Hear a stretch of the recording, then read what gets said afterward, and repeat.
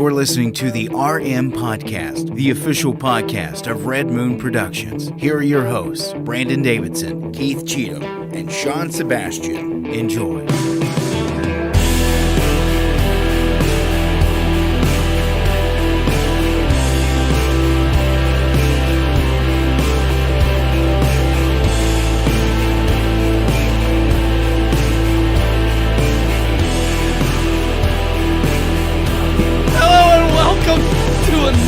Oh my God! Oh no! He's naked on air. He did that on purpose. He knew we were coming out, and he wanted to show some skin, because he's got some skin in the game. That's right. Live every single Tuesday night, right here on all your favorite social media accounts. We love having you all join us for the latest movie news and movie reviews. I'm one of your hosts, Brandon Davidson, alongside our normal new host, Sean Sebastian. And Truffle Shuffle. Truffle Shuffle. He was definitely shuffling that truffle. They were getting their coffee. Had to get primed and ready for the show. That's right. They got it. They got it in time, but they didn't have their shirts ready. Got to get caffeinated. That's right. Yeah. Did I hit you with my bottle? I thought I did. I'm sorry. I thought I hit you in the head with that. If you did, I didn't feel it. Okay, well, That's then we're because there's good. nothing important in there. I just made sure that, man, I just clocked him in the head with this metal bottle. Maybe it was either that or you were just, I thought it was maybe your belly. You were just letting that truffle shuffle out. And you just smacked him with that. Knocked some sense into him. That was before the truffle shuffle happened. Oh, okay. Just making stuff up. But either way, I would love that, Gosh. Sean didn't feel it at all. We got a Unfazed. show. We got review. We got articles That's right. of clothing coming off. Blue Beetle doesn't entertain, but we sure will. Any way we can. Is that coffee good, though? It's nice. It is good. It is good. It tastes delicious. Is that Great Valley coffee? No, it's I need to get some better coffee. I need to start subscribing again to a different brand. I just been picking up store-bought, which is not great when you have a Techniform. I've been trying to pick up different ones here and there. Get nice beans from nicer places. See, you don't have to buy it from Walmart or Kroger. That's the is supposed problem. to make crappy coffee still taste good, though. And this it does. This tastes Yeah. better. It still does the trick there. So what is this? Kroger, Walmart? It's Kroger Premium or Private Private Select. selection. Yeah, It's good. That's they're not bad. coffee. It's not terrible. I mean, it's like, it's still a mass-produced, like, generic, Right. but I mean, it's not bad. Like, it's not like Maxwell House. No. I hate to say, I would never dare It's put not- that in my Techniform. coffee. It's good. No. It's not picked by starving kids in Colombia, though. No, that's when you know it's fresh and it's good. That's when you get good coffee, is Yeah. when it's Colombian they kids. inspect every bean. They know. Walmart now sells Black Rifle coffee that you can go buy at Really? Walmart because I've been...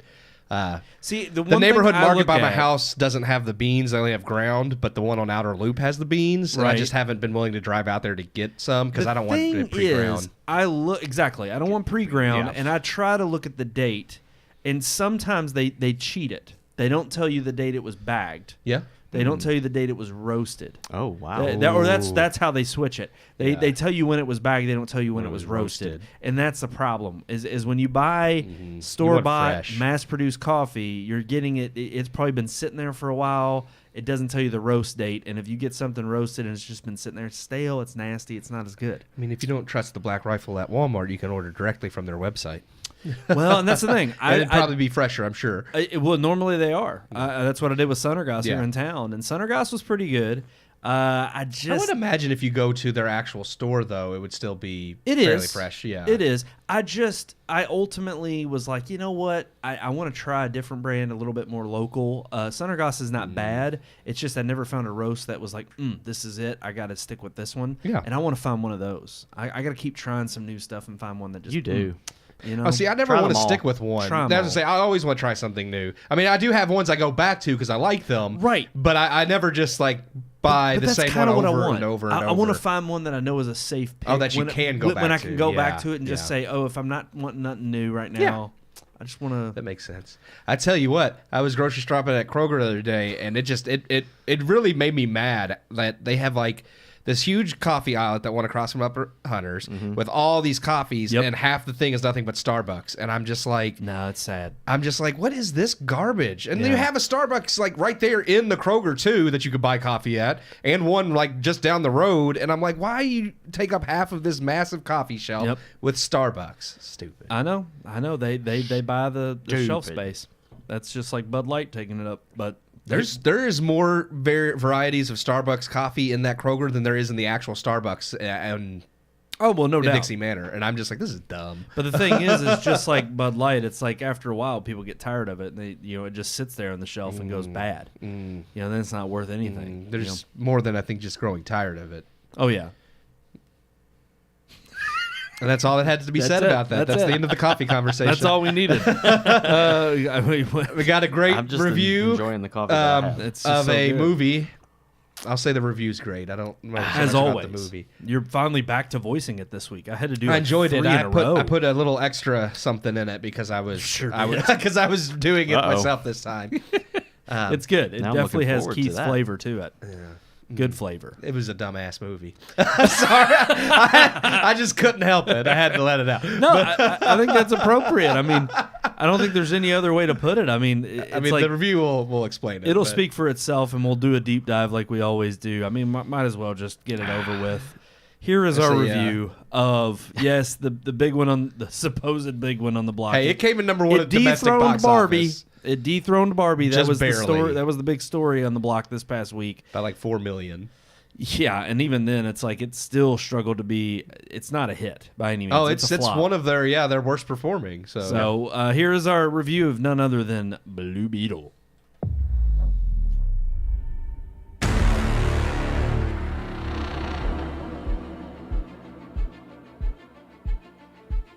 For one brief and glorious moment in the year that is 2023, we bore witness to some well-made movies.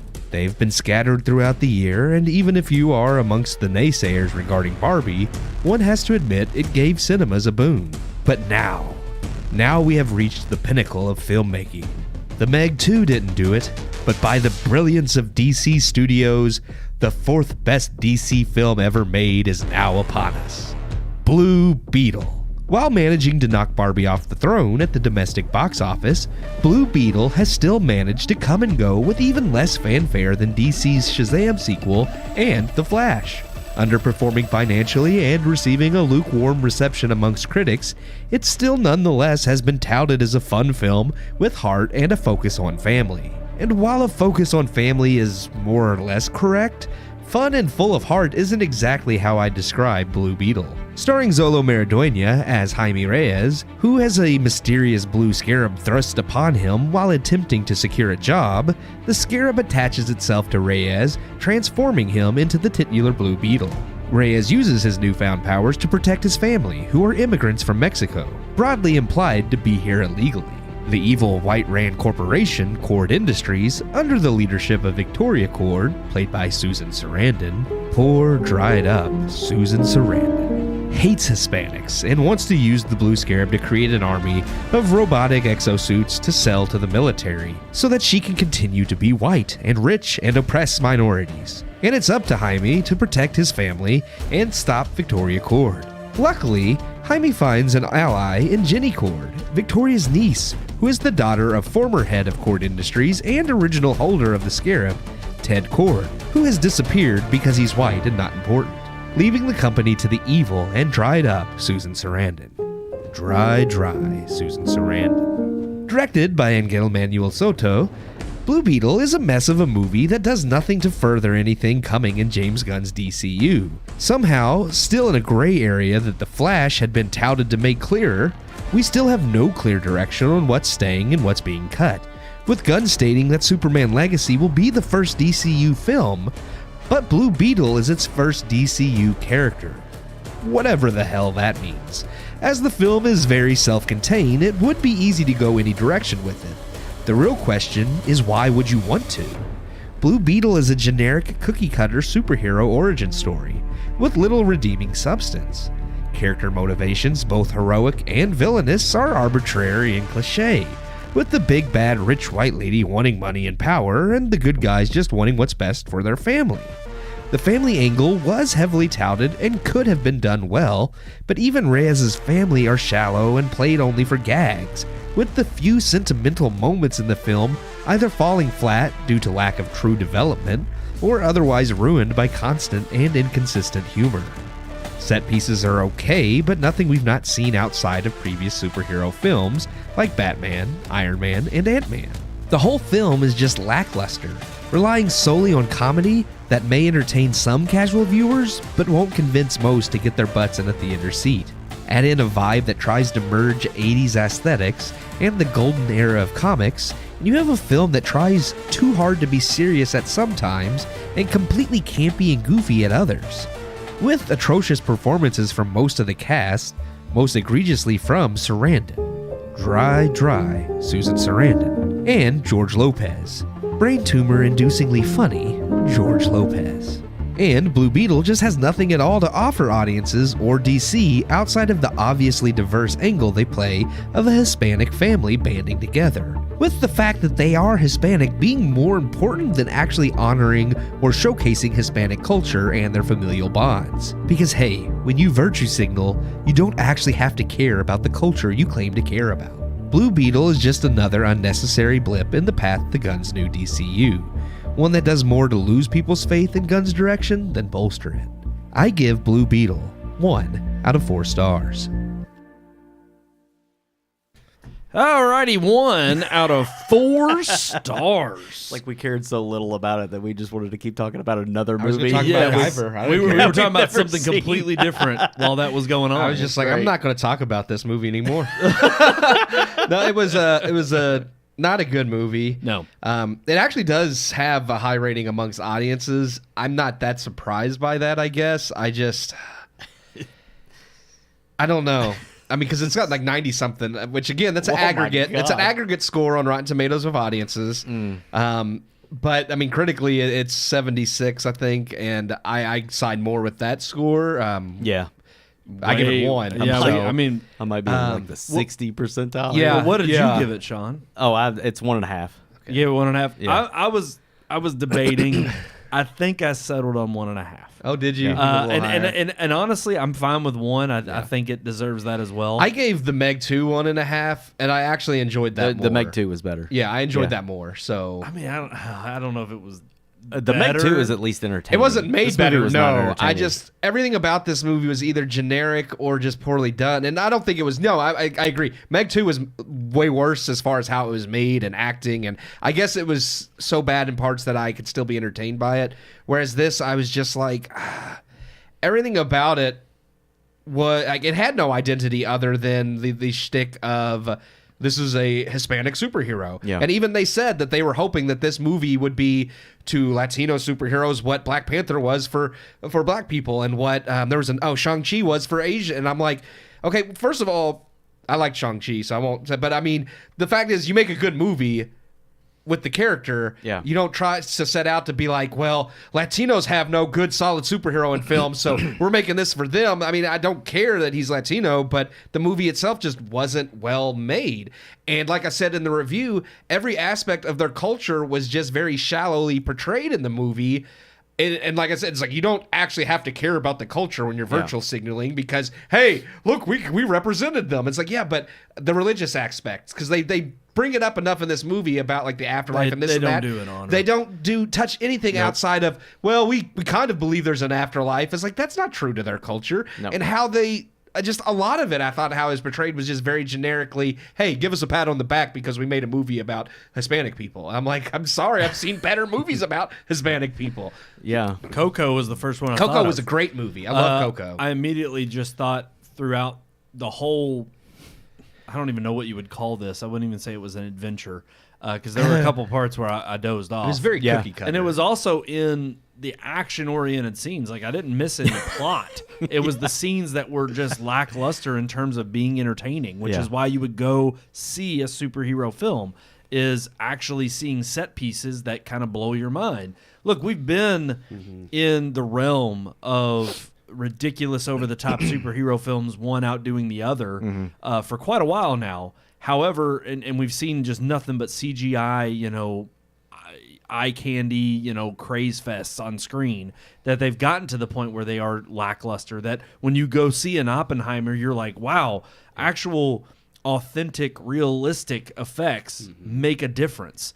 And this one just was a perfect example of how just CGI-ridden anything in Hollywood is made, especially these superhero films, and how often they're turned out. It's funny because how poorly it can add to the film. I didn't think, like, compared to like some of It actually subtracts. compared to some of Marvel's recent outings, like with how just fake this. Like, I thought the CGI in this didn't look necessarily fake, but I thought the designs they chose for everything were bad. Yeah. I'm like, the CGI itself, I was like, it could have been a little better in places and such, but I didn't think it looked like cartoonish like Marvel's done recently.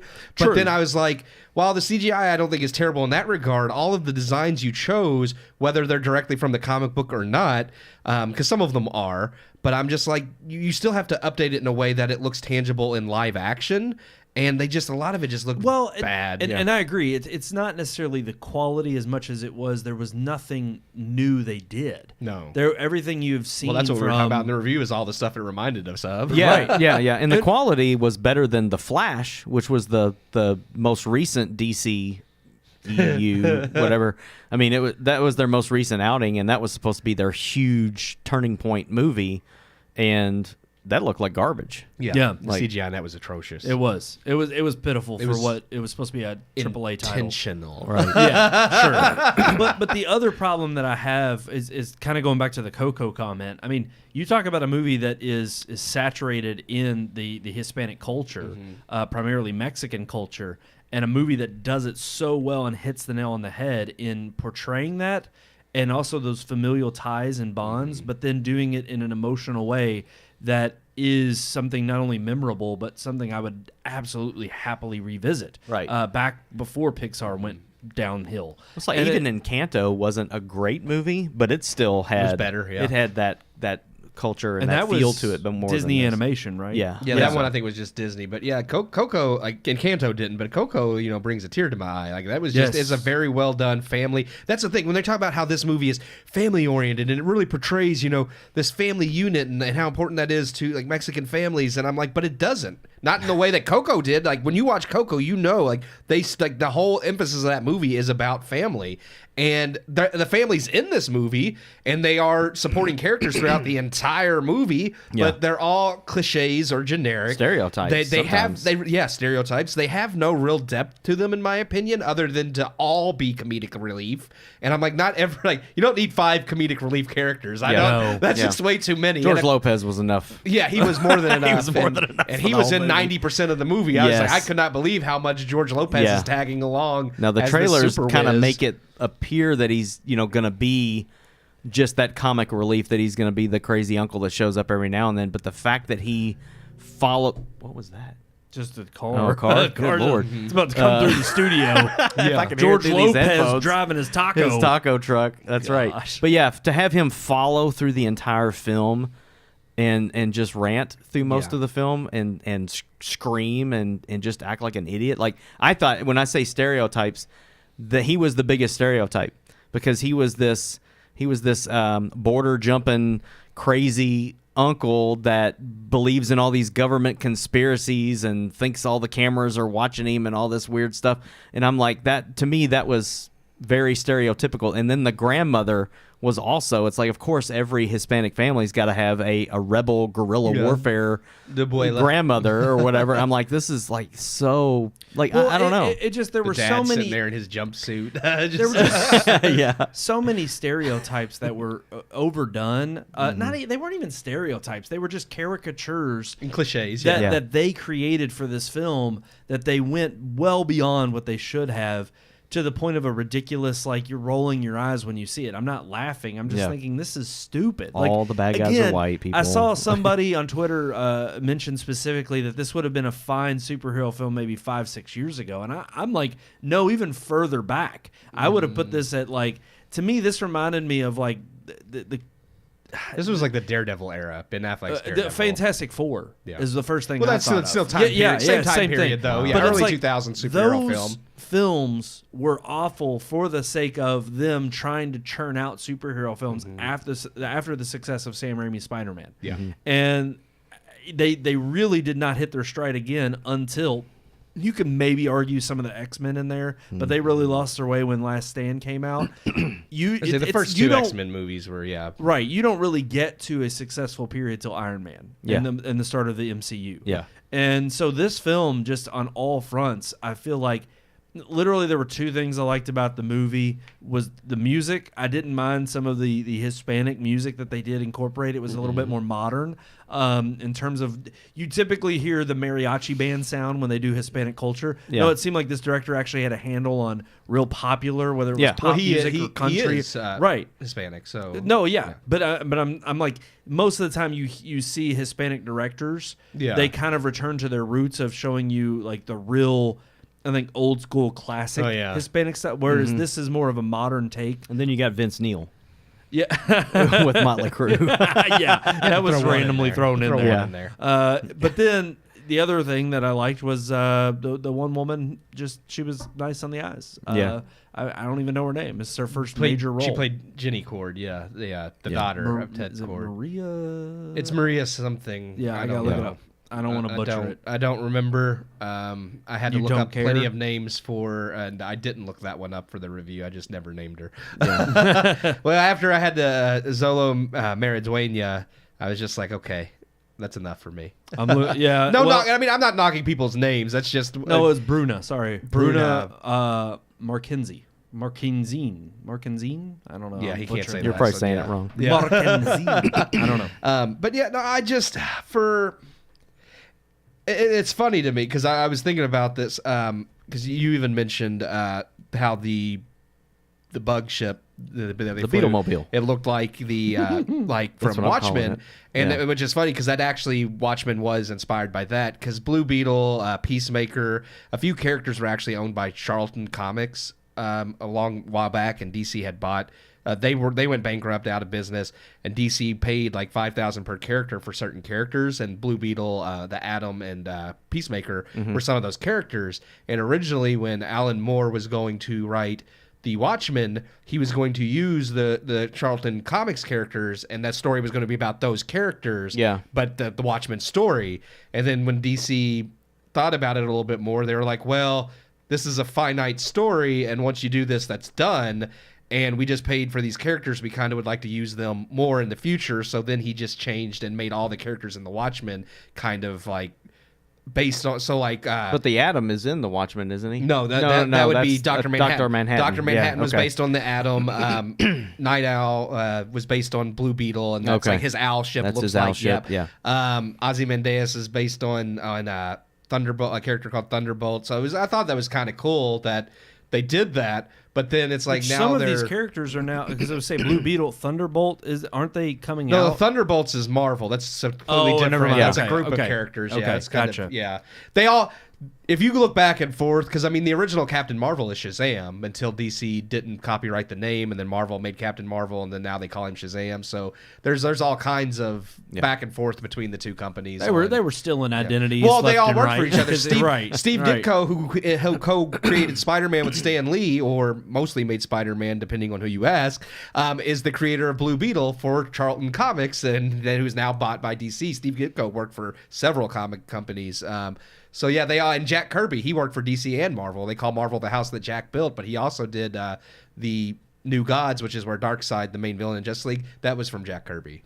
Wow. So well, all I know, I'm glad we have him. He knows all this stuff. He's our brainiac when it comes to the comic books material. But ultimately, this did not enthusiastically make me excited yet again. Look, it's going to take a lot for both MCU and DCU films to bring me back into wanting to see what comic book superheroes can do for me, because after the failed attempt, and look, we walked away praising The Flash. We enjoyed it. It wasn't a good reboot, quote unquote. Right. It wasn't this like, oh wow, monumental restart to something we were supposed to get from Gunn. The CGI was garbage, but it was a good movie. But it was a good movie, especially with the expectations we had going into it. Yeah. But the problem is Gunn's. We're going to get into it a little bit with the headlines. Mm-hmm. He's got a problem now, simply because this is now the fourth flop in a row in DCU's, kind of relaunch. But I mean, phase. In his defense, though, well, I mean, third, really. What he 'cause I would think use it's in the his fourth. defense, this movie wasn't done under his reign, though. Which is true, but then he wants to say that this character is going to continue on in the Right. DC, because he said Superman Legacy is I mentioned in the room, is the first DCU movie, but Blue Beetle is the first DCU character, and I'm like, what does that even mean? How, like, is this movie not the first DCU movie, but this actor and these characters are all going It's to kind of continue like over? saying, well, Iron Man was the first in the MCU, but Captain America is the first Avenger.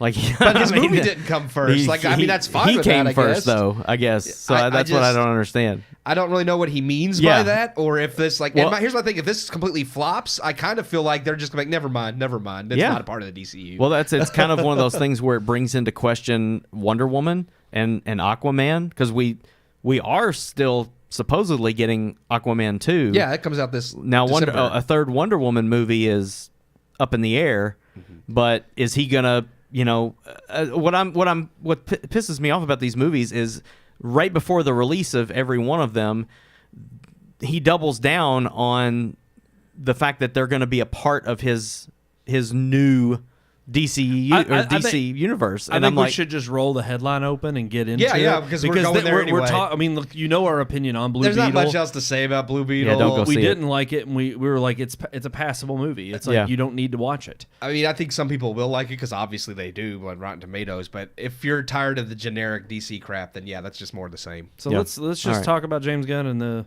whole.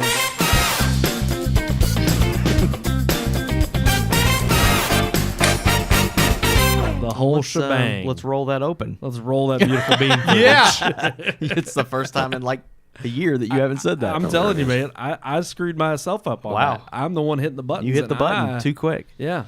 Premature. So let's talk about it. Guns DCU, misstep after misstep so far. Again, I agree with you, Sean. To a degree, you can sit here and say these were already planned. Shazam 2, The Flash, They were Blue already Beetle. These were already in production. These were already movies that were coming out before Gunn took the helm last fall. However, when we had movies like Black Adam come out that flopped, but Yeah. reintroduced Cavill, and Gunn had already only been at the helm for a couple of months at that point. Yeah. With I keep forgetting the Saffron. Saffron. Saffron. Yeah, Peter Pete Saffron. Saffron. He, him and his partner have been running the gambit since then, and yet they were the ones that telling us, no, Henry Cavill's not gonna return as Superman.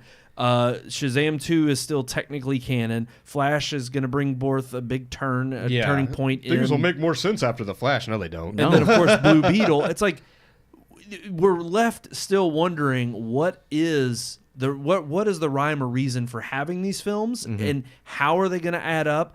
And I agree with kind of a sentiment that Keith brought up before the show started, which is we don't need any more Mystique. We want a freaking plan. Yeah. I'm tired of having to go and try to spend hard-earned money seeing these films and trying to make them successful when there's no roadmap here. There's no reason for us to have any faith in what they're It's funny planning. too that like Marvel on the flip side of things, they laid out their cards and said, here's all the movies coming out through 2030 or however far out they showed us. Like, here's the plan. But even then, none of it still fits or makes any sense. Yeah, like, we nobody still knows. have no idea. But at least they laid their cards on the table and said, here's what we're planning. Here's the next 2 Avengers movies. Well, I guess like you all could this say stuff. Gunn kind of did because he did announce what movies were coming out, but that doesn't tell you what. Like, at least with Marvel, like you said, they give you the Avengers movies of Secret Wars is coming, whether you know what that is or not. At least you know that's what this is supposed to be building to. Yeah. With Gunn, it's like, yeah, he said Superman Legacy, Batman, the select couple movies he announced, but. And it's supposed to be deemed God, like this chapter is called DC Gods and Monsters. And I'm like, okay, but what does that mean? What is this story what is the story? Nobody knows. And nobody knows how these older films are fitting into it. Because I personally feel like at this point, you asked Cavill, we know Batman's going to be a new actor. It's like, why are we keeping some actors, losing others? Like, I think it should just be a clean reboot. Yeah. But I feel like they didn't want to do that, or at least announce a clean reboot, because then how do you convince people to go see these movies if they're not going to matter at all? It's like, well, we're releasing Blue Beetle, The Flash, Black Adam, Aquaman. If we just announce a clean reboot that has no connection, then those are 4 movies that people have no reason to see. And a lot of this is also on the backs of the announcement that they weren't keeping Henry Cavill. Yeah. I mean, That's the thing that's ticked people off the most. Well, I think it's the one thing that's made people less enthusiastic, because it's like, okay, on one hand, fine, Black Adam was a flop, financially, but as far as I think fans go, just like they had even in the Snyderverse. People liked it. There were people who enjoyed it. It wasn't a bad movie. We praised it, fairly decently here when we reviewed it. But then you have the big reveal at the end of the movie with Cavill and him returning and him going on social media right before. Everybody was so excited. I know. Absolutely. Yeah. They were like, it's going to happen. It's coming back. So then to just burst everybody's bubble, which, again, if you had a plan from the start, makes sense to do it early on and not get people's hopes up. The problem is, here we are almost a year later. We know that Cavill's not coming back, and we've had so many different mixed bag of quotes from Gunn on social media. There's, let's go back to, this was December of last year. Among those on the slate is Superman. In the initial stages of our story, we'll be focusing on an earlier part of Superman's life, so the character will not be played by Henry Cavill. Then you had some people responding. This is also in December. James Gunn, when you show us the movie coming out, will you explain why Cavill is getting recast, please? As I said yesterday, it's very simple. He's a different age. Later on, still the month of December, you said it will. You said what it will be. Him meeting people for the first time is an origin story. How much did Disney pay you to screw over the one thing DC has going for it? He's not meeting major characters for the first time either. He's merely younger. So already he's declassifying, okay, there is no, this isn't an origin story for Superman. He's not super young, but he's still using that term younger. He's younger than Cavill. And younger than Cavill, who at this point, 40 years old, it's like, okay, maybe 20s? Yeah. To me, that's how much younger you'd have to get. I think Screen Rant, I saw an article where they were speculating that this Superman's supposed to be in his 20s, but I don't know. But no confirmation from Gunn. I think the just actor's saying older younger than that he did end up hiring. No, yeah, he is. He's 30. Yeah, which we'll get to who that I is. guess you could play someone in your 20s. He looks young. Yeah, so, This was March of this year. True or not is what somebody is asking, and it was casting in. Oh, let me see. It's Spanish, so I can't read it. And Camino. Yeah. And then he said, untrue, we haven't begun casting other than making lists, and it's not limited to people in their 20s. Okay, so that opened it up to it's not going to be in his 20s. It could be even younger. Maybe at this point. It could be teenagers. He's going to be in his 30s. That's still younger than Cavill, okay? Right. Then we get to, accurate. They are not only both incredible actors, but also wonderful people. This was the drop of who is playing. We have Rachel Brosnan, yeah. and David Cornsweet. Cornsweet. I guess that's it. It's Cornsweet, but he's 30 years old. She's a little bit older. I know her from House of Cards, and he was she's in Pearl. He was the projectionist in Pearl. Yeah. He's a good actor. He is a good actor. Yeah. It's just funny because he looks a lot like Henry Cavill, and it's like, so you went with an actor. And granted, I do think he's a great a good actor, and he could probably play Superman well. Or did Cavill just look that much like Superman? Both, I think. No. Honestly, same with this guy. Both, like they both have the generic Superman look, which is what you want. Right. I mean, but basically, basically, it's funny that look is based on Christopher Reeves. Yeah, I mean the comic book too, but I'm saying I agree. Henry But yes. Cavill has a lot of the same facial features that Christopher Reeves had. Chiseled, defined jaw. And I just think because I even think the guy that played him in Superman Returns, what was his name? Brandon Routh. Brandon Routh. I thought he had a little bit of those features too. He actually, to me, looks more like Superman than this new guy. But I'm just saying. I think Henry Cavill was the one. But I think a lot of people were arguing the same thing. Yeah. And I mean, we've had moments where even within the failed Snyderverse, that was the one like bright spot was that we had Cavill as Superman. Yeah. But after those actors were confirmed, we then went on. Other people were asking him on social. So is Blue Beetle at least in the commercial in Blue Beetle, at least in the commercial, Hami? Hame. I hate it because The Blue Beetle. Jamie in English knows who Superman is, and you said Blue Beetle is in your DCU. So is your young Superman movie set in the past? I was never making a young Superman movie, just a Superman movie, is how James Gunn replied. see, I think that's deflection. Oh, it absolutely I don't it think is. he ever. I agree. I don't think he ever said he's making a young Superman movie. I think he's pointing out the fact that He's younger. This Superman is younger than Cavill's Superman. yeah. But the thing is that's where everybody's arguing is how much younger do you have to see Superman to make a difference between who Cavill already was playing as Superman, and also what kind of story is this that it all adds back to, without there being any projection of what the vision is. I know he wants to leave some kind of, appetite for what's coming, and he wants you to stay hungry. The problem is when you're releasing the films that you are with no clarity on where this is headed, having already recast your central character that is Superman, who was a fan favorite, and yet you're not getting butts in the seats, you have, again, we're back to DC disarray. You have people who are like, I'm not showing up and I'm not participating in this universe you're even trying to get off the ground until we have an idea as to what's coming. Because you're replaying all of these people who were already in the slate of characters that apparently you were supposed to wipe the slate clean by getting rid of Cavill, and yet you've not gotten rid of anybody else. Instead, you've doubled down and said, no, they're all staying. Gal Gadot's staying.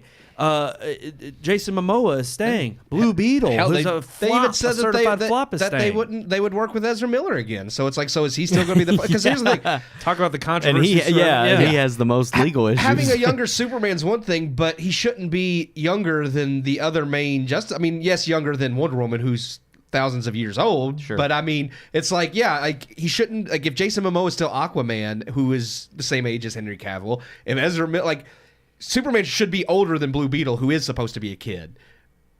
Ezra Miller, I'd argue, is still too young for the Flash, but that's far looks it. I mean, I don't know his real age. I think he's in his 30s. But it's one of those things where, Superman's not, supposed to be this brand new superhero when all these other heroes are established. I mean, maybe Batman. Batman was supposed to be one of the first. Right. But other than that, it's like Superman came next. So it's like he shouldn't be younger than the Flash or Aquaman or other characters. Yes, he should be older than Blue Beetle and characters who are supposed to be more teenaged. So I don't really know what they're going for here, because it's going to be weird to me. It's like, I don't want to have a Superman who's kind of a rookie. I mean, I know that's not what he's saying. He's just saying younger. But, I mean, I don't want a rookie Superman and a seasoned Aquaman. That just doesn't feel right to me. Superman should have the same kind of vet status as some of these other heroes, especially being an icon who's supposed to be the symbol of hope that they all look up to. Yeah. No, I completely agree. I mean, it's ultimately the same fatigue that I've gotten from the MCU at this point is... You get tired of being jerked around. Yeah. Yes. And I'm not looking forward to anything coming out. And to me, that's really hard to sell me on looking forward to new projects when I'm not enthusiastic at what I've already seen. Mm-hmm. And yet I understand these projects technically were already in the works with you at the helm, coming to the helm, a year ago. But it still has not given me any kind of clarity as to where this is going or how these projects even intertwine or how these characters can continue in the same universe. Well, the only one left now is Aquaman 2. And again, it's like, where does it fit in? Not at all, probably. And it also doesn't help because, and this is something where, again, James Gunn could come out and course correct very early. But unfortunately, you're going to be lumped in with Marvel because they're your direct competitor. Mm-hmm. And Marvel's misstep, as we've all outlined on this show multiple times, has been the fact that they always pump up the next big release. They know how to pitch and sell and market whatever the next major Marvel property is. Whether it's on Disney Plus and it's freaking the crap that we just finished with Secret Invasion, yes, or the next big movie that's coming out. They know how to try to pump you up the excitement, and they always said for several installments, this is going to be crucial. You need to see this to know what's coming next in the MCU and the direction we're headed. Yeah. And every time, it was a lie. It was a flat-out lie. It had no more clarity than the previous installment or whatever movie or show you watched. Mm-hmm. And it wasn't keeping you up to date with, I'm really intrigued at what's coming next. By symbiosis of being a comic book franchise, DCU has got the same problem. And James Gunn, no amount of prep and him getting out there and steamrolling the idea of, you just wait till the next movie. It's going to get you excited for what's coming, or it's going to be the next big reveal. Flashpoint was that moment that it was hinging on. And the fact that it didn't give any clear direction as to where we were going to go with James Gunn's DCU, it's completely, up to this point, Superman Legacy is it. Yeah. And we're still, 2 years away from that. Maybe more because of the strikes now. Yeah, that's true. Because I think it was supposed to be 2025. I could be wrong, but it was slated for 2025. Okay. But yeah, but we don't. If they're not doing anything on it because of the strikes, it could be longer. And part of me feels like, and I think this would piss fans off too, because it would be like another slap in the face. But part of me also wonders is once Aquaman 2 comes out and they've finally gotten through the slate of movies that were already in production, and with all of them being flops now, part of me feels like at some point, after a little time has passed, do Gunn and Safran come out and be like, well, actually, we're just going to go with the clean slate and everything from Superman Legacy on, because they can't do it before because they got to get butts. They want to hopefully get people to still go see those movies. So are we just going to bury the lead and not mention it's a clean slate until after it's crazy because those movies have come out? That hasn't worked because we've seen flop after flop. Yeah. And two, then how do you make sense of them pulling something like Batgirl that they said was completely unreleasable? Yeah, and why not just scrap them all and do tax write-offs? Exactly. Yeah. At this point, that's what I don't understand. They're in that boat right now because this was $25 million. Oh, every article is coming out and saying it beat Barbie. It took 5 weeks for Barbie to fall to number 2. Yeah. I mean, come on. And you're talking about a $200+ million movie. Yes. That made $25 million its opening weekend. It's a flop. No, yeah. And it's not going to. No way it's going to. Gran Turismo opens up next week, and you can sit here and say, oh, that's not stiff competition. At this point, it might be. It might be, and then you still have movies that are out that are still doing well. Yeah, Barbie dropped from number 1 to the domestic box office, but it still came in number 2. Oppenheimer still came in number 3. It's like those are still competitive movies because let's face it, I wouldn't be surprised if they both overtake Blue Beetle after its opening weekend. The people who saw it and wanted to see it have already seen it. I don't think Blue Beetle is going to do any better than it did this weekend. Right. So it's going to end up plummeting at the box office in the following weeks. And then after that, I just feel like, you have stiff competition, whether it's Gran Turismo or I know there's several other things coming out, but I just really don't see, that's it. I don't think the positive word of mouth and the positive cinema score that it's received are going to be, I really do think the only people who are watching this are either fans of the comics or just hoping to, again, see it's interesting because you may have people that have already seen this and are rating it on Rotten Tomatoes and giving it a positive score. But and honestly, I haven't looked. I'd have to see how many ratings there were. It says over 1,000, but I mentioned this unverified before. Or verified? It says verified, okay. But it's one of those things where it's like, is this a case of, because I think a lot of people, I think most people are just indifferent towards Blue Beetle. And if that's the case, maybe the only people rating it on Rotten Tomatoes are the ones that liked it. Exactly. And that's what I'm you can make any excuse you want. People are like, well, you're just making, I don't know. I am making that. But at the same time, it's like. We also know it's not beyond Rotten Tomatoes to do one of these things where they've done in the past and they outright exclude certain reviews that are review bombing, yes, quote unquote. They take out the ones that are review bombing, but then you also, I noticed it with, I mentioned Little Mermaid and a few others. You have Mermaid? Mermaid. Well, that's what it is. Little Mermaid. But I also noticed that you can see on their reviews that literally will just give it 5 stars and be like, this is amazing because of this political statement or this. And I'm like, are these real reviews either? Yeah, no. It's like you could say that's not a movie review. That's a review of the politics. Yeah, if you put in like, oh, this movie's awful, 0 stars, and they'll say, well, that's review bombing, and we gotta get rid of that review. But then the ones that are 5 stars that also don't seem like anybody watched the movie, they're only giving it 5 stars for. It's like, how is that also not fake reviews? No, absolutely, 100%, and especially in the case like this, where almost all of the mainstream media outlets who reviewed this film positively, they could not underscore the Hispanic cultural aspect enough, and that was that was overtly in the article to praise the film. And I'm like, when your film is resting on the laurels of its PC or woke cultural aspect, and that's where you're really hoping to get a lot of the eyeballs and attention. I mean, even in the Variety article that we linked to, specifically about it being number 1, they're coming up with excuses of like, well, it probably didn't do well in Southern California because they had the tropical storm coming in, and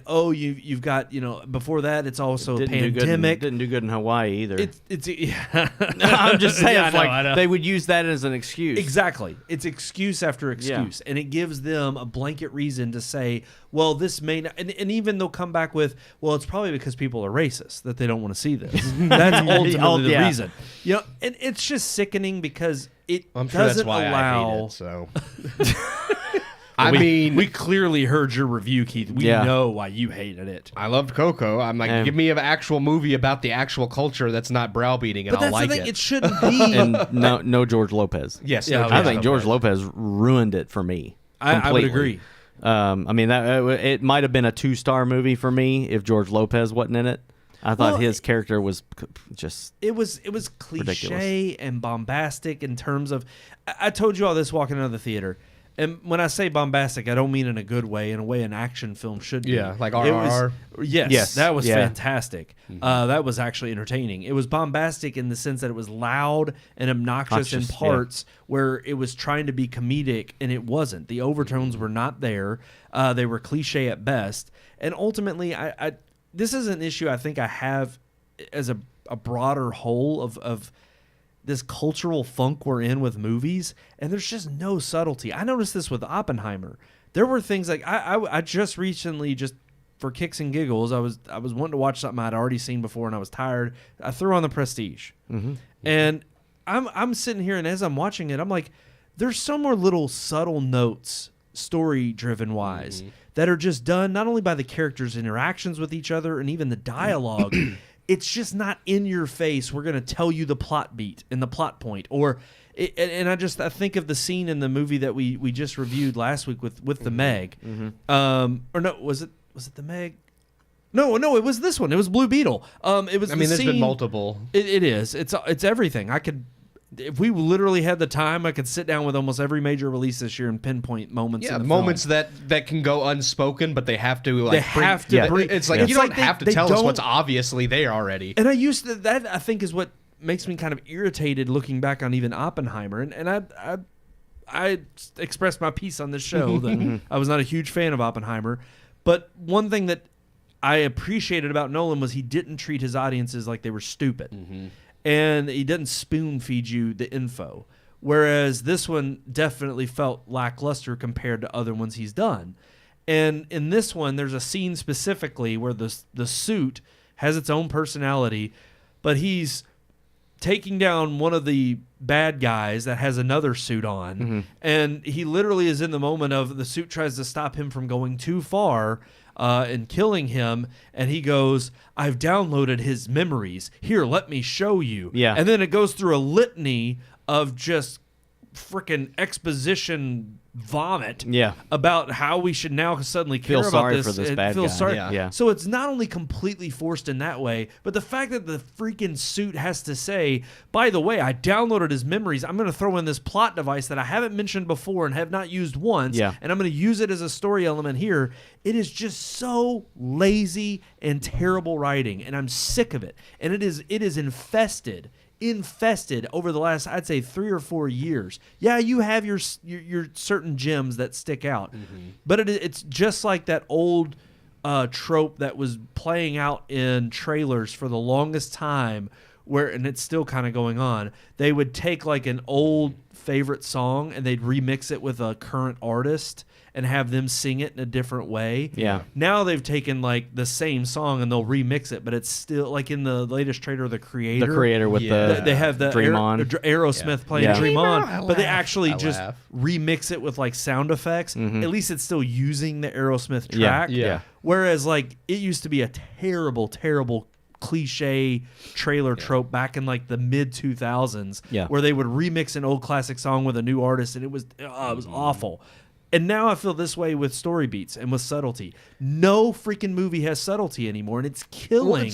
Honestly, it's killing the movies. Because Hollywood just thinks audiences, like, if you want to know what Hollywood thinks of the common person that they say they're in touch with, they honestly think we're ignorant. One of the producers for The Witcher had said as such. He's like, we had to change certain plot elements from The Witcher for American audiences so that they would understand it. And I'm like, I've read the books. I understand it just fine. Thanks for thinking that we're a bunch of ignorant jackasses. Yep. I'm just like, no, people are not as... some people are stupid. I'm sorry, they are. But generally, audiences will understand your movie. You don't have to think every single one of us are too dumb that you have to spoon feed us every point of your plot. It's just annoying, and it is. It does not make for a good movie. I hate watching movies. I think it's shown that it's turning audiences off. Yeah. I mean, when you have a huge movie or a movie that's supposed to be huge, like Blue Beetle, for instance, that only rakes in $25 million, and is probably not going to make its budget back for a long time. I feel like that's something that audiences are obviously responding to in a negative way. It's like even though people went out to see this movie, I guarantee you it's going to be another movie where word of mouth is going to get around, and the second weekend is going to be way worse than the first. And I can see this having a 40 or 50% drop off. So it's just one of the, and that would actually be good. They'll blame it more on than that. they'll blame it on the movies that are coming out this weekend. But I'm like, It's really just Gran Turismo. Yeah. I think the only one that it's going to give it any kind of competition. And I here's the bet it thing. drops 60% or more. You're okay. you think 60? Keith- Well, Keith 40 is is banking actually on it. not bad. Most so I'm going with 60. Wow. I'm actually with Sean on this one. I actually think it'll probably be around 50. 50. I think Okay. I think it's going to do surprisingly well, just considering. When I say considerably well, I don't. Obviously, it flopped already. It's 25 million on opening weekend is terrible, and we don't ever see it surge the other way around Here, unless it's something I'll like Sound hedge of my Freedom. bet slightly. 58 or worse. But no, I do think because you have, even with positive buzz from certain audiences, I think, like you said, Keith, audiences who have already been enthusiastic about seeing this movie or wanted to go see it have already seen it. Yeah. I don't think this is a cultural phenomenon like Barbie where it launches and, again, it doesn't have any.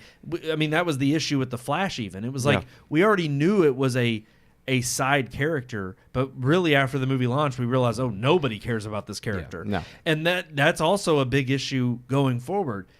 Looking at Superman Legacy, it's like you had Shazam, The Flash, Blue Beetle. Literally, Aquaman is the only character this entire year that it maybe has any kind of pull to get other casual audience goers to come back to the theater for a comic book film, at least in the DCU. And it might do it, but at this point, it's been so long since the first, and people have lost so much trust in DC that I do wonder. Plus, you still have the diehards that refuse to see it if Amber Heard's in it. So I don't think that'll Well, have as big an impact now that it's so far removed from that trial. But I also think, too, that you are feeling the effects of people out of spite doing this to Gunn because of not only the firing of Henry Cavill, but because we don't have any clear direction as to where the DCU's going. Well, the Snyder fans aren't going to see anything Gunn does either. So I saw it. So, and Gunn didn't have anything to do with Blue Beetle. But No. still, it's like I don't want to give him the money anyway. But and I'm a Snyderverse fan, as you all know. I think it's you far like that better Rebel than Moon anything. trailer? I did. I did like it. I didn't know it was going to be 2 parts. Yeah. I knew there'd be more than one movie, but I didn't Yeah. realize it was like. Well, he can't do anything in 2 or 3 hours. I It's just- got to be 6 I hours. guess That's the I- Snyder Please. cut. Yeah. I think I thought he was going for like a Star Wars trilogy type thing, so I didn't realize like it was going to be like this 2-part movie, and I'm like, okay. And I think visually it looks amazing, but that's always Snyder's films. Yes, I want to see the substance. I Sure. want there to actually be some substance. No, I agree. Yeah. The trailer doesn't give you a whole lot of that. The little monologue that you hear in the trailer is not enough. To me, that's But always the problem, is that's the depth. That's the depth. Yeah. Superman, Man of Steel trailer. Yes. Fantastic Oh, man, movie I love- trailer. I was so Got excited. my gut churning. Knows how to hook chills you. on my back. Like, yes. I was like, man, this is going to be. And I like the movie, but it wasn't nowhere near as good as what I thought it was going to be. It's not based on the freaking, trailer. It's original not, Superman. Yeah, it's not No. Richard Donner's Superman. No. No. Another one that we have to talk about, switching gears from DCU to another failed dynasty.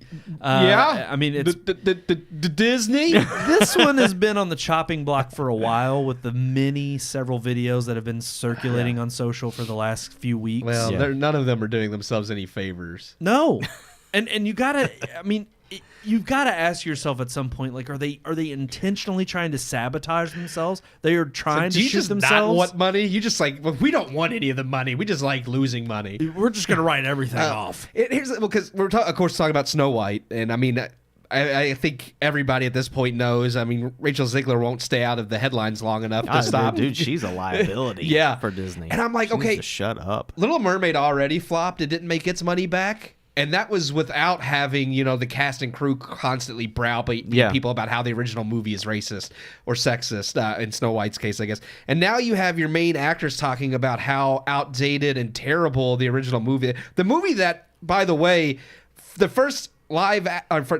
first animated feature film ever, and the movie that, pretty much put Disney on the spot. I launched mean, Disney, Disney wouldn't be the company it is today.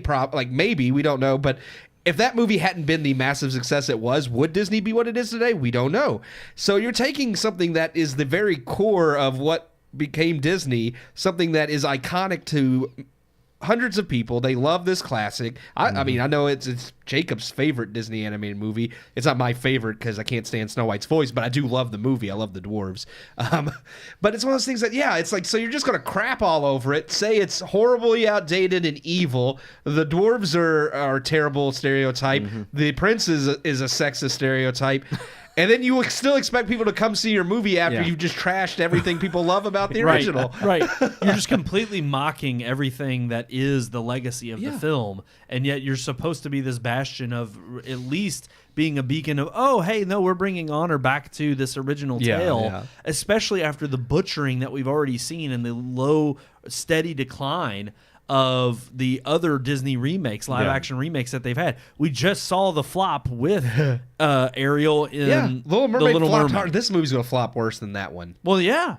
Because Definitely. at least that one had positive buzz surrounding it from Well, at all least of its that cast one's of main characters. actress, Haley Embraced Berry the or role? whatever. Yeah. Like, I mean, she was excited to play the character. She wasn't excited about them completely bastardizing the story. Right. She was just excited to be Ariel. I think that's what pisses me off the most about it, too, because she's not someone that I disliked because of her being an actress. No. It was because of the role she was playing. And it's the same as if anybody else put someone into a role that they were not written to be. Yeah. And it's like, why are you doing this to that actor? You're setting them up for failure. And in this situation, it was the same with Rachel Zegler. It's like you're picking what is she? I forget what her actual nationality is. I don't think it's Hispanic. She's Latina. Is she Latina? Yeah, Okay. I'm not sure. I just don't know. I don't know her. Or Latinx, because Latino or Latina is that's sexist. So you got But to it's the fact that you're picking Snow Brown to be Snow White, it doesn't make any sense. So you're already, and then you can't make the dwarves. So you got to make them real people, and then you're probably going to digitally go in and shriek them. Yeah. I knew what you meant, but I just had to say the thing that she said that I really like, just I honestly can't believe it because of the costume being so iconic, is the one where she's in the dress and complaining about having to wear this dress for hours and all this stuff, and she was doing this on the picket line saying, well, if I'm going to get paid to be in a Disney princess dress, I'm going to get paid for every hour that I'm in that dress. Yeah. And it's a spoiled, rotten brat, narcissistic attitude. That is every bit of who she is in every interview that she's given on this topic. And almost in every single aspect you've seen her, she just seems like somebody who is just not a good person. Entitlement. And exactly. Which is funny because they're the first ones to speak out against it. I'm like, no, you're not from another nationality. You're American. You were born here, and you're an entitled little shit, just like most other Americans are. I now have a problem because I had to look up, and she's Colombian, but she's not really fully Colombian. She's actually half.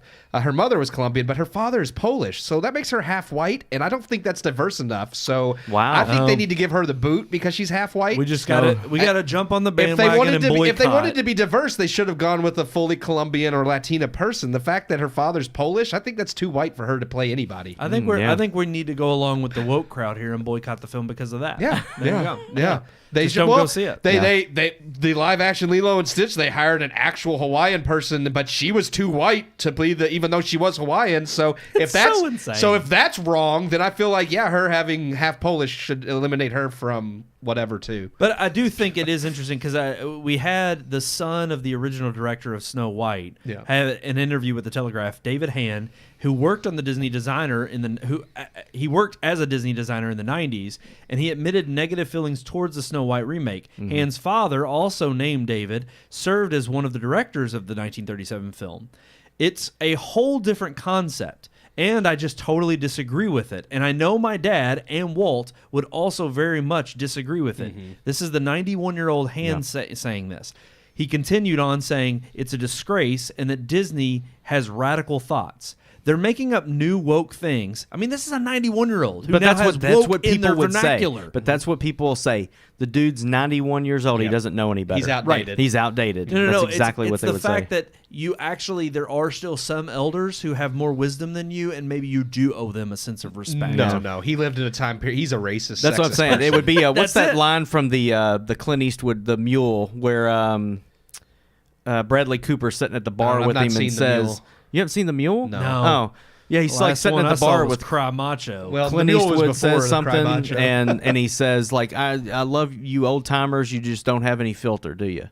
Yep. And that's what young people think of the elderly now is you're just an old fogey that doesn't have a filter. So you think you're from a time where you can say what you're from a time where we had freedom of speech. And now you're in the new world where there is no freedom of speech.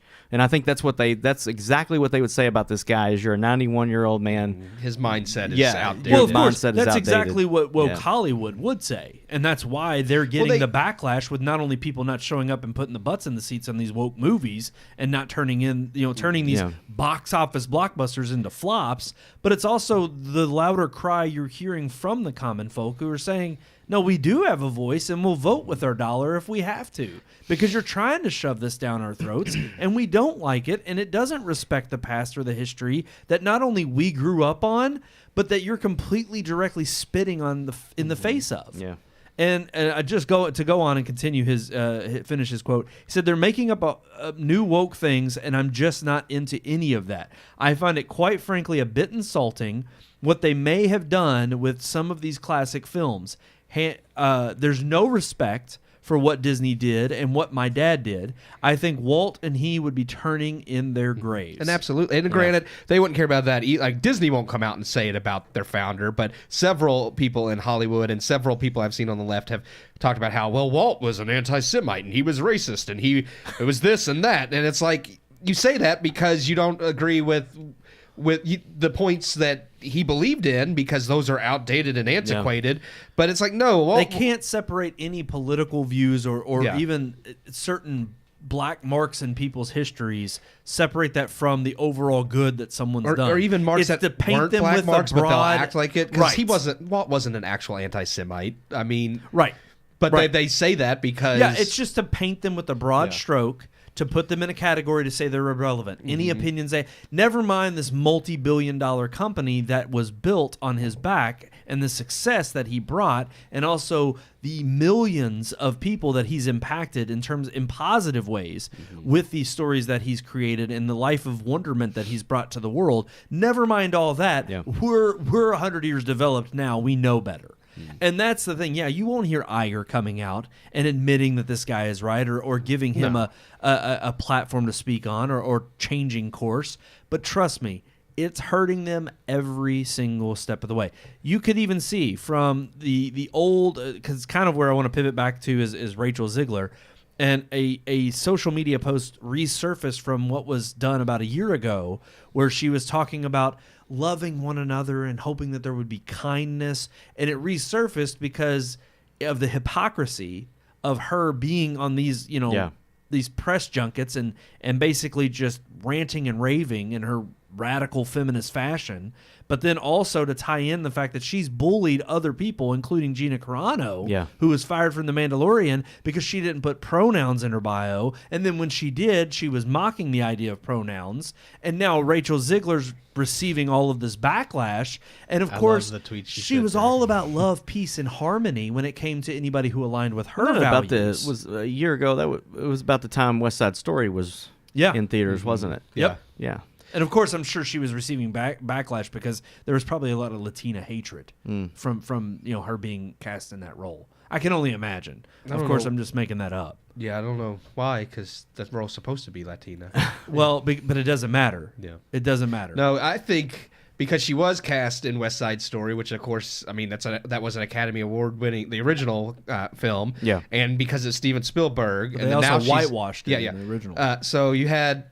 But the original still was an iconic film, so she got cast in the remake to work with Steven Spielberg, who's an iconic director, and now she's in a Disney film, which is an iconic company, doing Snow White, which is an iconic movie, and I think she thinks she's bigger than she is. Oh, She's like, oh, I was in this, which West Side Story was outside of the Oscars. Nobody really gave a crap about the remake. Nobody gives a crap about this movie. It's like the only people who consider those major big movies and her a big actress now are the Hollywood elite. And it's like, yeah, and her. It's like if Ariana DeBoy got more famous from West Side Story than Rachel Ziegler did. I guarantee you more people I know that if I asked them who Ariana DeBoy was, they would know her over Rachel Ziegler. They would just be like, oh, I think, was she the chick in West Side Story? If that. Like my sister I would don't go think with anybody that would know either. Yeah. Because I think, honestly, Rachel Ziegler is only known by that role. They would know her face. They'd recognize her face. They might Not recognize know her by face name. from West Side Story and be like, oh, was she the one in West Side Story? And be like, Right. yes, and that would be But the end even of it. then, I still think you all are right. It's like she's given this platform and was put on this pedestal as the next it girl, and now she's just destroying it by not having any kind of, like, again, talk about no subtlety, but now we're also in this world of just you could say and feel whatever you think. And when you're in your own little bubble like Hollywood is, and they regurgitate this stuff day in and day out, they think, oh yeah, everybody agrees with me. We're all on the same page. And then when she puts it out there in the ether and she gets backlash like this, it's like, oh, poor pitiful me, I didn't know. She gets a boop from Gina Carano. But it's interesting because you have to wonder. She's been much more, let's just say, I don't want to say detained. I doubt Disney would do that. She's been more reserved over the last several days on social media and not made any headlines or new headlines in the sense of making any more comments. And I have to believe that someone has talked to her from Disney and said, hey, shut your mouth. In the nicest way possible. We need money. Shut up. Well, and that's the thing. I mean, she's ruining her own career by getting out there and presenting herself this way, because it truly makes you just look like a spoiled, rotten brat. You don't look like you're worth working around or that you're a nice person to work for. It immediately presents a liability for me thinking of another project for you, because now I don't know if you're going to like my project or if you're just doing it for a paycheck or you're doing it to push your career forward at my expense, regardless of how the film turns out. I mean, look, if I were Disney, and this is if it was classic Disney, they would part ways with her, scrap the film as it is with all the bad press from even before she spoke on the matter. The freaking releases of the photos of the dwarves in general already looked horrendous and were getting mocked mercilessly online. Freaking scrap the film, put it to bed, and just rest on it. Oh, if don't return to it for a while. If this was in the heyday of Walt himself, I don't even think they would go the live action route. He would never. He would have been like, "Why are we remaking our classic films as live action? What's the point of that?" I don't think that's a route he would have ever gone. No, one of the things talking about the hypocrisy of some of her comments and past comments, it makes me think too the fact that Disney wants to portray themselves as this woke company that's all these new ideals that they're embracing, but yet they're still banking off of the old racist outdated material. And that's where I'm like, if you want to put your money where your mouth is, pull that content from your streaming service. Denounce everything from back in the heydays of Disney. See how many people lose their subscription then. Right. But I'm just saying, if you're gonna talk this way, show me that you really believe it, and don't spend any of their money, because right now they're spending Snow White money. They're still spending money from 1937, from the success that movie brought the company, and it's still pulling in people on their streaming service. Same thing with what was the other classic Disney movie that they went back and tried to. They added crap before the movie to say, we don't agree with these. Dumbo, Peter Pan. There's a couple. There was I thought there was another one where Pinocchio does because of the smoking and stuff from Pleasure Island. Yeah, but I'm just saying you're crapping on the work that's founded your company, and you're still collecting a check from these old, values and this outdated mentality, and it's like, so show me that you believe it, and that's the thing. They don't really believe it. They're doing it because it's trend-worthy.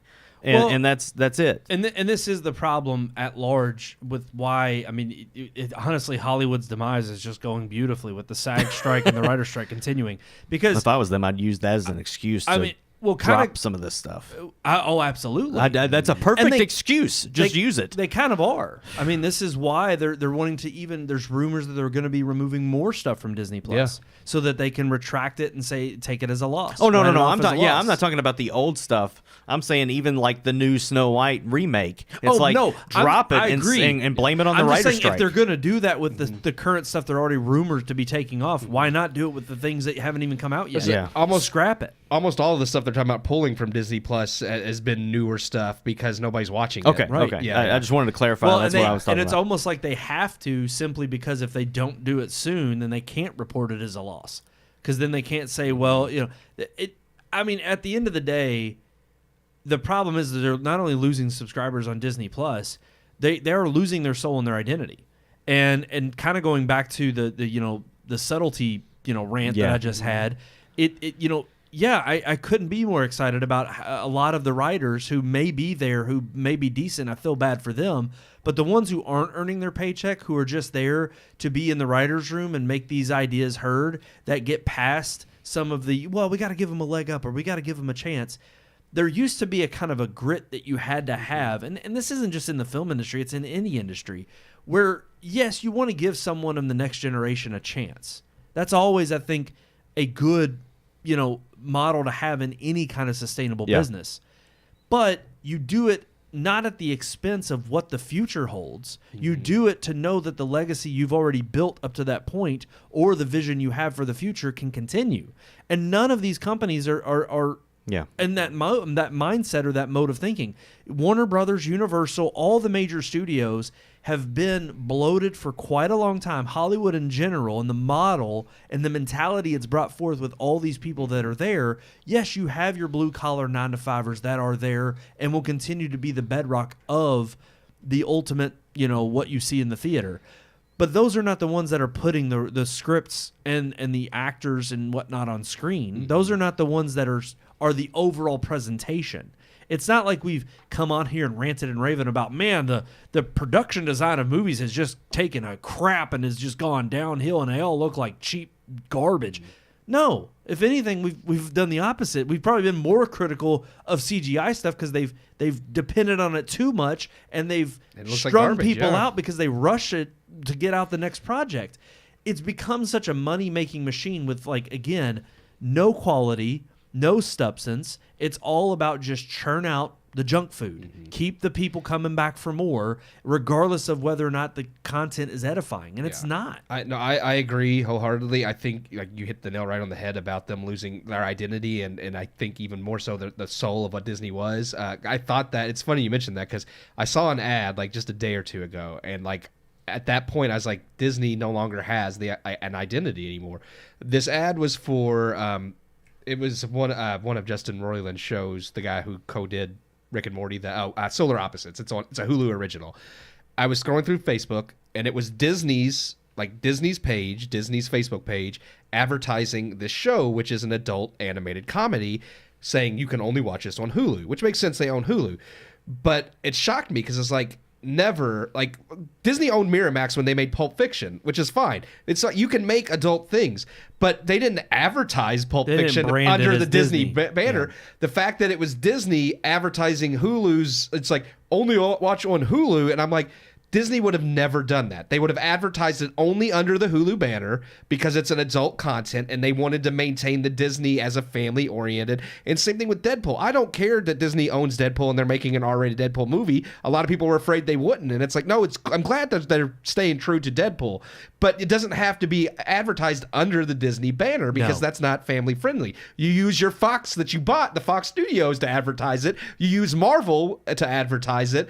But it's because Disney doesn't want to have that kiddish identity anymore. They're afraid, well, people won't come watch us if they think all we do is kiddie stuff. It's like, well, you're Disney. That should be the kiddie stuff. If you want to convince people to go see the adult stuff, advertise it under the companies you bought specifically for that reason. And I was like, at that point, I was like, yeah, Disney has lost their soul because they care more about trying to get butts in seats and fill this content than what they're supposed to be about. They're scrambling. They don't, like you said, their identity is so far gone that they don't know who it is they're trying to attract anymore, to the point that they are just they're casting a broad net to any audience that they think would still be in their wheelhouse, that they can still pull in. And honestly, it's kind of what sickened me, because when I grew up, yes, you had a lot of straight to VHS movies, and there's some people out there who don't even know what VHS is.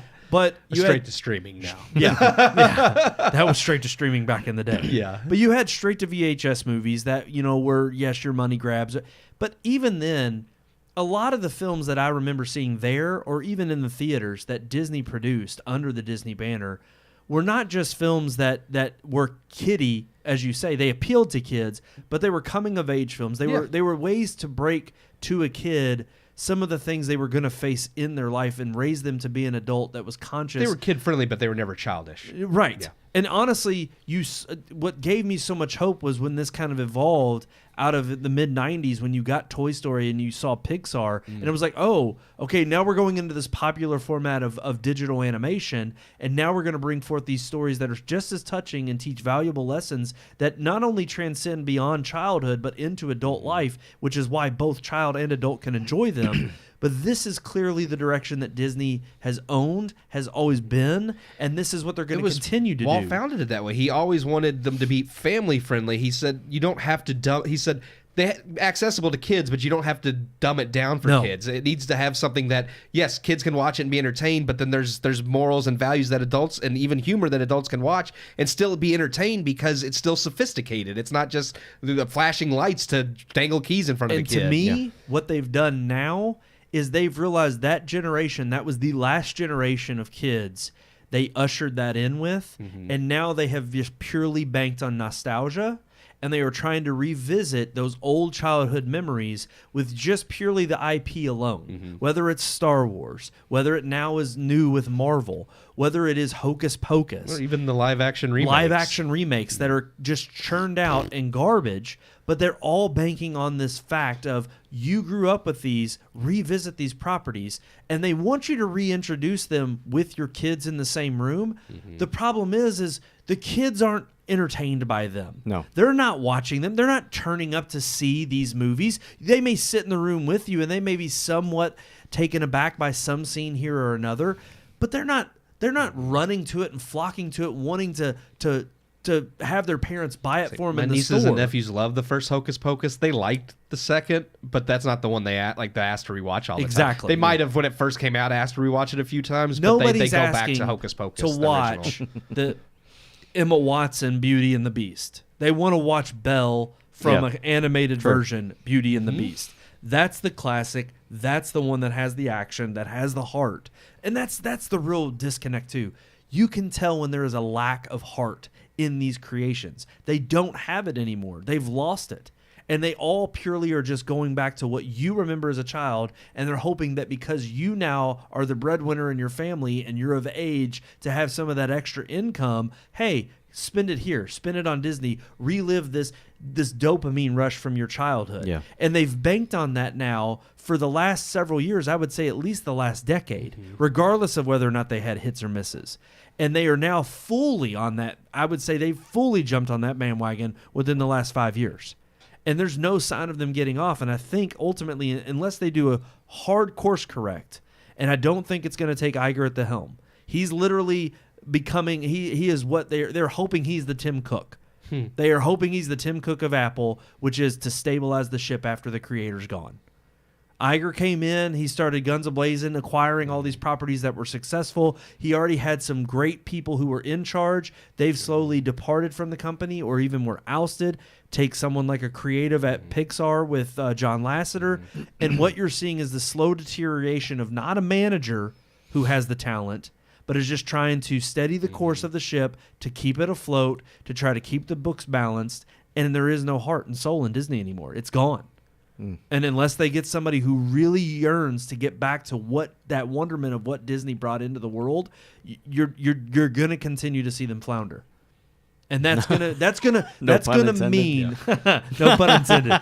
That is gonna mean them looking in the mirror and saying, we're in the wrong freaking business right now. We need to stop where we're at, and we need to reimagine and re-engineer what it is we know Disney to be. This is a completely wrong direction. I think once upon a time, Iger had it. Another pun. The I love. love it. Yeah. Once upon a time, I was going to say mirror, mirror on the wall. But I do. Who's the wokest of them all? I do think when he first took over for Eisner, because they ousted Eisner because he was ruining Disney. Roy O. Disney, like he came in and he tried to get rid of Eisner, and they put Iger in charge. And I think at that time period, Iger did care about Disney. I think it showed. But over time, I think I don't know whether it's just the shift of Hollywood going more further and further and left, and him feeling like he needed to keep in those good graces but you could tell. I don't think it is I think a job to him to just, well, okay, if I acquire, like you said, acquire this company, it's making the money. It was less about the content and the heart, and I think over time he just turned into just as corrupt a person as I think even Eisner was at the time. You could say what you will about Eisner. There's things I didn't like that he did at Disney, but he didn't run it into the ground the way Disney is now. Fair point. Very fair point. Let's move on to our final segment of the night. We're going to move into our story time. Let's get it going. It's story time, where the podcast members tell their stories. Alrighty, guys. So on the docket tonight, I didn't put it in the notes. It's a surprise one. What is it? A time where you were somewhere you weren't supposed to be. A time where you were somewhere you weren't supposed to be. And did you stay? Here, right now. I gotta go. Bye. Sorry. Or did you stay or did you leave and get up and admit, oh, whoops, I'm in the wrong spot. Should I stay or should I go? Hey now, I forget that song. Did Is that you how it stay goes? or get That's up? not the Like same somewhere song. like. Should I stay or should I go now? That's it. That's it. You mean like somewhere like Eventually got it. just you were in like you say like did you stay like you go into the wrong? It's a good song too. Yeah, Who is that again? both good 80s songs. Crowded House? It's Crowded House or Tears for Fears. I think it's Crowded House. Yeah, I think you're right. Don't Dream It's Over. That's a good song. Yeah, that's a good one. Tears for Fears is everybody wants to rule the world. Yeah. Yeah. Yep. Okay. I'm sorry, Keith. You were saying. No, I was just asking if because you say like did you stay or like did you go? But like do you mean like you walk into the wrong classroom and just stayed because that's not where you were supposed to be, or do you mean like somewhere like it your could be parents said like school. you're not allowed to go here and you went anyways? Like Yes. like you and Aaron. No, that was. Well, You've told that story before Yeah, I've with the already Dairy told that Queen Cup, story. but that was still somewhere you weren't supposed to be. It could And be you got that. caught. Actually, there was another time I remember from when we were little, and you'll know this. It was your next door neighbor Sam. I was in trouble. Oh yeah. Because and this was completely innocent, but one day Sam, who was a girl across the street, she was playing outside, and I went over, and we had kids up and down the street. We always played together. Well, I went over there and I was playing with her, and she'd got this balloon from, I think it was Kentucky Kingdom. It was this Minnie Mouse balloon. Well, I was like, hey, can I hold it? And she was like, yeah. Well, I went to go hand it back to her after I was done looking at it, and it flew away. It slipped out of my hand, and boom, it started drifting. Just like Disney. It's It was gone. it was a prophecy. Disney's just drifting From away. back then, it was never to return. It's gone. Popped up in the atmosphere, is done. So I mean, Because of global warming. Yeah, climate change. But no, so I accidentally let it slip. Well, then I went over to Brandon Milburn's house, and we were sitting there on his swings, and I was telling him about it because she cried. She like went off inside her house and was bawling. So I went down there and I was like talking to him, and I was just like, yeah, she's just going crazy. I was like, I don't Let know her balloon why. go, man. I was like, I was like, I had it and I was handing it back and it slipped. Well, she told her grandma that I did it on purpose. So her grandma comes down, finds me down there at Brandon Milburn's, and she's just like, hey Brandon, did you happen to have her balloon? I was like, yeah. She was like, and you let it go? I was like, yeah. She was like, you know how much that balloon was? And I was like, It's a Minnie Mouse balloon. It's probably expensive. well, I was like, I'm a kid. I don't know back what then, I it don't know was the like meaning $3. of money. No, she said it was like $20. Dang. I remember be because like 50 she now. said, she goes, you need to go home and tell your mom how much that was, and to give her and have her write me a check. It's like, first of all, you Yeah, spent that oh, much yeah, money on yeah. a balloon. You're stupid. No. Yeah, well, trust me, they weren't too bright. I mean, they're all deceased now. Yeah, I don't be apologize. Oh, wow. mean. Don't be mean. I don't want to be. I don't want to speak ill of the dead. Samantha's not deceased. Her grandmother is. Or I'm sorry, yeah, her grandmother and her And her mom. mom. He said yeah. they're all deceased now. I'm like, damn. Sorry, the whole family not died. Sam. All because of that balloon. All because of the balloon. All because of that It was balloon. it was a prophecy for their family. That's that. Pop goes Louisa because Louisa Well, goes Pop. at least we know they're in heaven Yeah. because the balloon went up. That's right. It drifted upward. Yeah. But no, so she tells me, hey, you need to go home and tell your mom how much the balloon cost and that I would like the money for the balloon that you let go. Yeah. So I'm like, I mean, of course, it's an adult and I'm a kid Yeah, and I'm you're shivering scared. and I'm And just you're like, terrified because, and I'm like, okay. That was back when we respected adults. Right. Yeah. Right. Yeah, nowadays now you I would just say, cuss, "Screw you!" I'd cuss and her give her the out. finger. That's right. Flick her off and then I'd run away and I'd throw something at her. Yeah. Yeah. But then, so I go home and of course, like I'm talking to my mom and I'm all sheepish and she's like, what's wrong? And so I tell her Yeah. my mom is pissed. But my I'd like mom giving you is one of $20 those that first. no. She I'm sure they did because, because she was like, I'm not about to start something with this neighbor who's just going to rant and rave Over about a some balloon. stupid balloon. So she wrote me the check, and then she said, you take this over there, you give this to her, and you never go back over there again. You're not allowed. And I was like, okay. So from that day, it was Sam's house is off limits, not allowed over there. And rightfully, I look back now and I'm like, I know why. Yeah. As a parent, I'd be pissed too. But Well, and they don't want you also to get blamed for more crap. That's exactly. not If your this is child. how Yeah. petty they're going to be Yeah. and not realize like, oh, this is just what freaking happens with kids.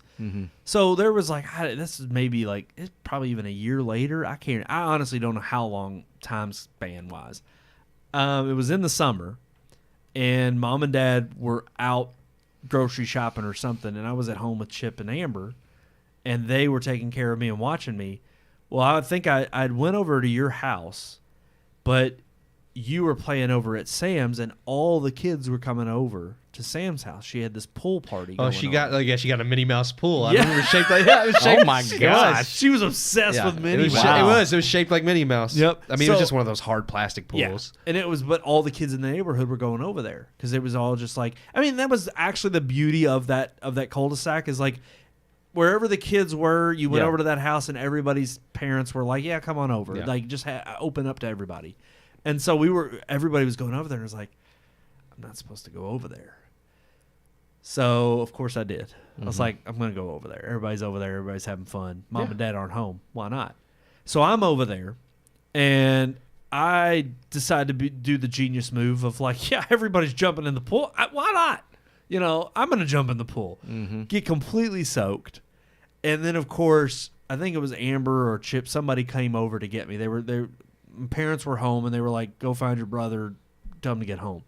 So they're looking up and down the street. Well, everybody's over there, so they come over there and they're like, "Hey, Brandon, come on, we got to go. Like, we're going somewhere." I was like, "Oh, okay." So like, I hop up, and I'm like, "Oh no, it's Yeah. like I'm not supposed to be over here." And I'm freaking soaking wet, drenched. So I go in the back gate, and I try to go in the back door. And I remember my parents, they're sitting in the recliners in the living room. And it's literally, I can come, there's the turn out of the kitchen and go straight down the hallway to our room. So like I kind of sneak in, and then I just beeline it. My sister's like standing in the doorway between the kitchen and the living room. So I sneak behind her and beeline it down to my bedroom thinking, oh man, I'm in the clear. I'll just change real quick. I'll be all right. Yeah. I get down to my room and they're like, hey, Brandon. And I'm just like, yeah. They're like, come here. So I like walk back down the hallway, walk of shame. And they're like, why are you so soaking wet? I was like, I was in the pool over at Sam's. I didn't lie. I was just like, Good for you. And they were like, You'd save that for later with the Dairy Queen. that's guy. right. I wasn't as skilled then. Yeah. I became skilled in my craftiness later on. Yeah, yeah. I had a skill set of lying at level like 3. Yeah. It wasn't up to level 40 yet. Yeah. So like I get down the hallway and they're like, we told you not to go over there. They were like, go change, get in clothes, and they were like, and you're grounded. And I think I was only grounded like 2 weeks, but still 2 weeks in the middle of the summer. Yeah. That's a long freaking time. And I actually remember you came over shortly after that, Keith, and I remember going outside, and it was like I could only go out in the backyard. Keith came over, and I was like lamenting, and I was pissed, and I was angry, and I was like arguing to him, and I said, I'm going to cheer for U of L because they like Kentucky. I'm going to vote Democrat because they're Republican. Like all the kid things that you can think of that I'm going to get my parents back. Yeah. And of course, like I just remember like getting all this stress off my chest. But yeah, all because I was somewhere where I wasn't supposed to be. It happens. Yep. So you got to do as your parents tell you. It's true. That was the moral of that story. I didn't mean to take up story time, but y'all got any other stories? Nothing that elaborate or specific. I know I've told the story like at church. Like I guess I was where I was not supposed to be, but not being where I was supposed to be. But the time that me, like Ty Chase and Tristan all didn't go to whatever Sunday night, I think, whatever, and we ran around the church and got in trouble for doing that. But I'm trying to think. I mean, I know there's times I went to like either the Haney's or which was at one end of the street, or Patrick's, which is at the other end of the street, when I wasn't supposed to. And my parents like, don't go over there, and I did it anyways. Kind of similar to Sam's because well, everybody was going over there, and That's right. I was just like, oh, we'll go. But I mean, yeah, other than just like, yeah, those type of things, I can't think of anything real specific right at the moment. But I do know there's been plenty of times that I did go riding my bike, and this is another reason why I wasn't supposed to go to Patrick's. I remember him and I think some kids that he knew that were off the street. I didn't really know them. We rode our bike through the ditch lines one day. Well, we did that a lot, but we just happened to get where we went past. My uncle lived in the neighborhood, like kind of off Mondayman behind us, and we went through the ditch line there, and I guess he happened to see us or whatever. And he told my mom, and then I got in trouble for that because You weren't supposed to. Well, it rained the very next day, and he threw this thing about like, oh, there was the water in the ditch line, like we were going to drown in the ditch line on our bikes. But he was like, see, this is why you shouldn't ride your bike through there, because look at the storm water coming through. And I'm like, yeah, it's a rapid torrent that was going to drown me. I don't know. I mean, I'm being smart about it now, but it's just one of those funny things where like I understood why my parents didn't want me to do it. It didn't scare you, and it though. wasn't the same reasoning that he was trying to give just because he was trying to come up with. It's like, no, they didn't want me. You know, there's plenty of reasons why. I don't think it was because the torrential downpour of the ditch line. Sean, what about you? It's funny because part of mine has to do with the same ditch line, I think. Oh yeah, probably. We're talking about the like the big tunnels and stuff down there. Yeah, absolutely. So they were fun to ride the bike through. Yeah. Well, we used to do the same thing, but my parents specifically told me not to ride our bikes back into the new neighborhood that they were building. Oh yeah. So back behind Lemont Acres, they built like a new neighborhood. It's not new anymore, but they built a new subdivision, and while that was being built, there was a lot of good treehouse wood laying around on the building sites, and so we wanted to build a treehouse. I mean, I would have next done the door, same thing if so I found it. Why not? We didn't have any money, so we couldn't buy wood. We couldn't go anywhere to buy the wood, and whatever wood our dads had in the shed or the garage, we had already used. So the best place to get wood for our treehouse was the new neighborhood, and we were specifically told not to go, or I was not to go riding through that neighborhood. Number one, it was too far away from the house. Yep. And it was dangerous. I mean, there was like nails and equipment, construction equipment, and basements that you could fall in and probably never get out of when you're a kid and things like that.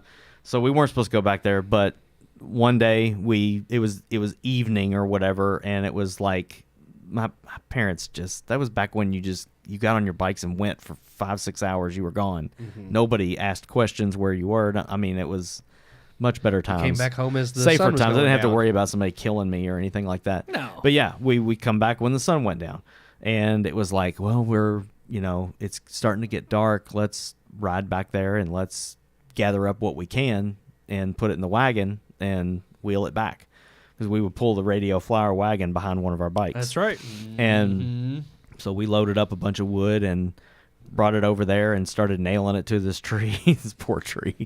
It didn't look anything like a tree house. I think of a tree house I look at like Ernest Scared Stupid in the tree house that they had. I think of Dennis the Menace. This was Walter Dennis the Menace. That was a was- great tree house. Yep. This was pathetic. I mean, it was 2x4s, all kinds of different lengths, nailed to this tree as a ladder to get up higher, and then. I mean, Started we making a ended up platform? burning the stupid thing down by accident, but Are you serious? Yes. But yeah, that's another where you shouldn't go or something you shouldn't get into story. But yeah, we got home and nailed all the stuff to the tree, and it was like eventually my dad or it's probably my mom.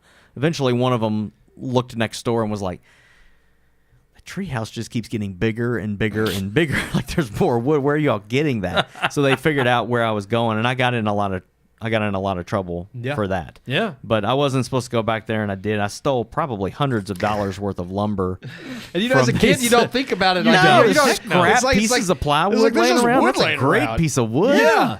I was like, ain't that gonna cost anybody triangle-shaped anything. piece of wood from the roof that they cut on this thing, like that, I'm going to make something out of that. Yeah. We're going to use that. You don't realize it's like, that's theft. That was gold. That was gold and- back then. Exactly. And also, you're just sitting there and you're thinking, they're not going to use it. It's laying on the ground. Yeah. They're not It's about got to dirt all install over this. it, mud, Yeah. nails sticking out of it. No, Right. we took that stuff. Absolutely. Yeah, but yeah, I got in trouble. I mean, I was. It's a similar situation. I was probably grounded for a little while, but Yep. it's funny because like when you get grounded from some things, but not from others. Yeah. Right. And it was like I didn't get grounded from hanging out with the kid that I went and committed these crimes with.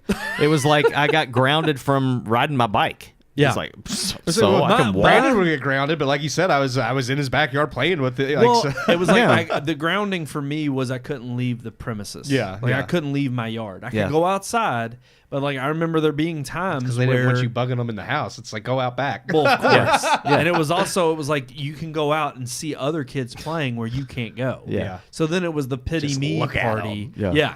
Like enjoy what you can That's enjoy. a great Yeah. punishment, though. It is. Well, and then it would always escalate or change depending on the circumstance. Like you said, if it was like, I don't know. I'm trying to think of a time where I got grounded from like watching TV or something. That would be another Yeah. punishment that would come. It was like, it always fit the crime that you committed. Yeah. But Which, that's you know, good. Yeah, for your own good. And then Yeah. there were always times where I would, and I'm not going to drag it on. I know we're done.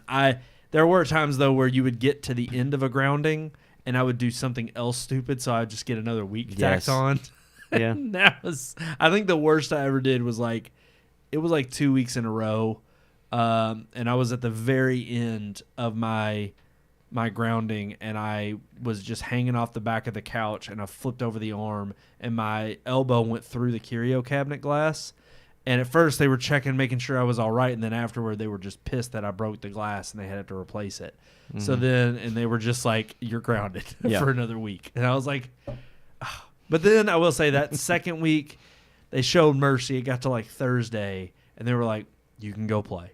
And I ran out, man. I ran out of that door so fast. Yeah. It was still like sunset, but those were like the best times because, like you said, it was like just get out and play when you could. Yep. And you were out all day long. Oh, good times in the summer. Good times. It's working! It's working! He's always got to find a way to get it in there It's somehow. good times. Always. Good times. Good times. All right, guys. Thank you all so much for tuning in. We appreciate all the love and the support. Love and support. Want to share with you all our social media right there at the bottom of your screen. What's that Like, say? share, subscribe. It's got all of them right there. Red Moon Book, Red Moon Tweet, Red Moon Pics, and of course search for Red Moon Productions on YouTube and on Rumble. We appreciate any sharing of those, liking and subscribing. Do it all on all of the platforms. All Follow of us them. everywhere. Oh, there it is. That's it. We're everywhere. We're even on porta pots. Yeah. Red Yeah. Moon toilets, You man. can't take a I crap saw some the other without day. seeing us. That's right. They look like exactly like our old logo. That's That's why we had to change it. I ain't gonna lie, we did. It was a little too close. Because my sister hadn't seen him before. I went and saw when I sent that picture to you Yeah. all. I was watching my nephew play t-ball or whatever, and She was like, that does look like you. It's like, yep. Yep. We know. We're It's like, aware. I told I people love for it. the longest time in college, I was like, how do you think we really make our money? It's like, I have to make it somehow to fund all these projects that we don't do. She was like, you should take Crap a picture. ton of money. She's like, you should take a picture of that and send it to Sean and Brandon. It's like, oh, we're all aware. It's like, trust me. I mean, at this point, I get at least a few a year of people who are just like, hey, I didn't know you were in this business. Every time my wife goes for a run somewhere and sees one, she sends me a message or there it whatever. is. That's right. That's what we're known for. One Movies day- and crap. Hopefully, we'll be known for good movies, not crap movies. Okay, guys, that's Wow. going to do it. That was terrible. Following in my footsteps. Oh, God. I deserve that one. There is another way to reach us, though. Yeah. Keith, you know that way. Mightn't it be email at RMPodcast at redmoonproductions.com. Mightn't it be? I like that. Mightn't it be? Mightn't it be? It Yes. might be. It could. It could. All right, guys. Next week, I think we're reviewing Gran Turismo. I hope so. That's the one on the block. I Yep. don't think there's That's the bigger we're movie. good with that one. Try to push it over the Blue Beetle. I don't think it's going to be that hard to do that. So we'll see. Well, we're going to Do you contribute think? to that Do you total. think it'll hit? I think it's going to be decent. I think it'll attract more I was just saying, average will it viewers. hit number one at the box office? And I'm I don't know. thinking, I don't know. I don't. If it doesn't get it, I know Blue Beetle's not, so I would think Barbie would pop Barbie back and up. Oppenheimer may Yeah. pop back up there with Gran Turismo in third. Yeah. We'll see. Wow. Yeah. We'll see. I mean, or Blue Beetle in third and then Gran Turismo in fourth. You know, I'm digging the video game movies though. Yeah, they- I mean, well, Uncharted PlayStation- wasn't bad, and freaking Twisted Metal. Yes. that is great. that's I need good. to watch it. I haven't honestly, watched it yet. the PlayStation Studio project so far, like Uncharted, I think could have been better, but Yeah, it it wasn't could have bad. been. It was- yeah. But so far, I think they're being faithful enough to what they own. So I'll have to give Twisted Metal a try. I'm like looking it. forward to it now that It's fun. You've praised it, and I've I've not seen the whole Uncharted. thing yet, but what I've seen, I do think it's good. Oh, it's. And honestly, if I'm excited for the next season. Gran Turismo, and I've heard it's just a good kind of like old traditional sports story of like a up and comer like rising to the occasion. I'm like, all right, I can get by I with that. really appreciate the premise they went with. As like, if Yes. you're going to make a Gran Turismo movie, at least they didn't try to do like Need for Speed, which was just a And Fast I will and say, Furious I think knockoff. Gran Turismo is just one of those series that has this cult following that it's not necessarily that they're moviegoers, but I do think they're the kind that would be like, they would show up to see this based on the fact that they went with a more realistic story to not only show their love and support for the franchise, but also be like, it actually looks like a decent movie. So, and you got Orlando Bloom and David Harbour. You got some good, like, central, like, people. They've done a good job of casting people they know are anchors to pull people in. Yeah. I think they have enough of a following that they're, with Mark Wahlberg and Tom Holland in Uncharted. Yeah. They're pulling enough eyeballs. What's his name in Twisted Metal? Anthony Mackie, Mackie, Thomas Hayden Church is in it. Yeah. And the guy that voices Sweet Tooth is a big one name too, but I can't Isn't think it of it a right wrestler that plays him, isn't it? now. Yeah, the wrestler. He's one of But the he doesn't Samoa do the Joe, voice. I think, Yeah. is the wrestler, and then is it David Arnett? Oh, yeah. Yeah. He He does the voice. Or and I Will love it. Arnett? Will Arnett. Thank Will you. Arnett, It's yeah. Will Arnett. David Arnett's someone's different. Okay. Well, obviously. Gran Turismo next week. Until next time, guys, I'm one of your hosts, Brandon Davidson, alongside our normal new host, Sean Sebastian. and Truffle Shuffle. There he is.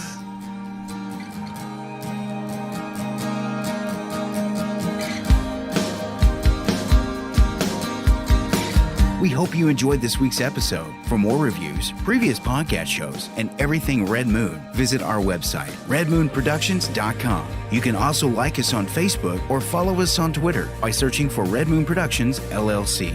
We'll see you at the movies.